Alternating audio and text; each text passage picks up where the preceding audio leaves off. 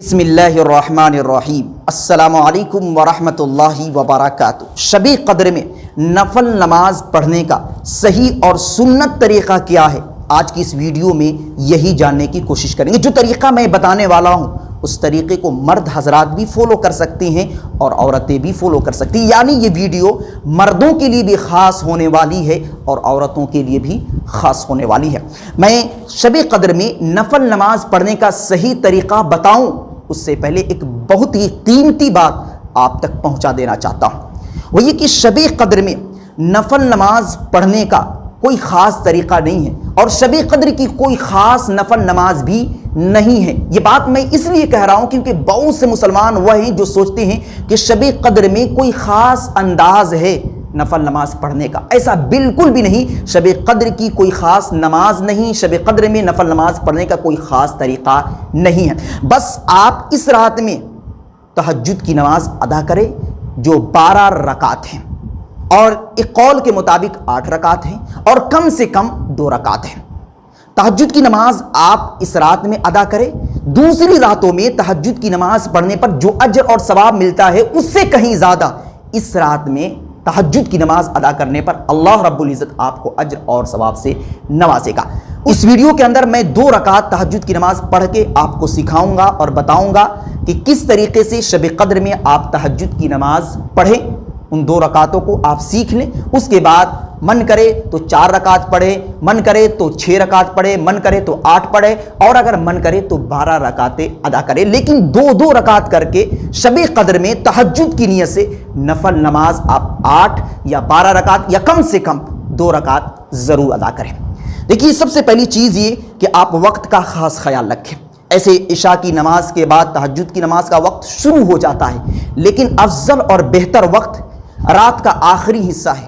مثال کے طور پر جب 1 بج جائے 2 بج جائے تو اس وقت آپ تہجد کی نماز پڑھیں، یہ زیادہ افضل وقت ہے۔ اور اگر آپ عشاء کی نماز کے فوراً بعد تہجد کی نیت سے آپ نفل نماز پڑھتے ہیں تو بھی صحیح اور درست ہے، لیکن بہتر یہی ہے کہ آپ رات کے 1 بجے کے بعد تہجد کی نماز ادا کریں۔ یہ تو وقت کا مسئلہ رہ گیا، اب نیت کا مسئلہ ہے، کیونکہ تہجد کی نماز کے صحیح اور درست ہونے کے لیے نیت شرط ہے۔ اب میں خود یہاں 2 رکعت تہجد کی نماز پڑھ کے آپ کو سکھا رہا ہوں، بس غور سے آپ دیکھیے اور اسی طریقے کو فالو کر کے آپ بھی شب قدر میں تہجد کی نماز پڑھنے کی کوشش کیجیے۔ سب سے پہلی چیز کہ آپ نیت اس طریقے سے کریں کہ اللہ تعالیٰ میں نیت کرتا ہوں 2 رکعت نماز تہجد کی، واسطے اللہ کے رخ میرا کعبہ شریف کی طرف، اللہ اکبر۔ اس کے بعد ثنا پڑھیں گے، سبحانک اللہم و بحمدک و تبارک اسمک و تعالی جدک ولا الہ غیرک۔ اس کے بعد سورہ فاتحہ الحمد شریف مکمل پڑھیے۔ اس کے بعد جو بھی سورت آپ کو یاد ہو اس سورت کو یہاں آپ پڑھ دیجئے۔ ایسا نہیں کہ کوئی خاص سورت آپ کو پڑھنی ہے، ایسا بالکل بھی نہیں، بلکہ جو بھی سورت آپ کو یاد ہو اس سورت کی آپ تلاوت کیجئے۔ سورت کی تلاوت مکمل، اس کے بعد اللہ اکبر کہتے ہوئے رکوع میں جائیے اور رکوع کی تسبیح سبحان ربی العظیم سبحان ربی العظیم سبحان ربی العظیم 3 مرتبہ 5 مرتبہ یا 7 مرتبہ کہہ کر کھڑے ہو جائے۔ سمیع اللہ لمن حمیدہ ربنا لک الحمد یا ربنا ولک الحمد۔ اس کے بعد پھر آہستہ آواز میں اللہ اکبر کہتے ہوئے آپ سجدے میں چلے جائیے اور سجدے کی تسبیح سبحان ربی الاعلیٰ سبحان ربی الاعلیٰ سبحان ربی الاعلیٰ 3 مرتبہ 5 مرتبہ یا 7 مرتبہ پڑھیے۔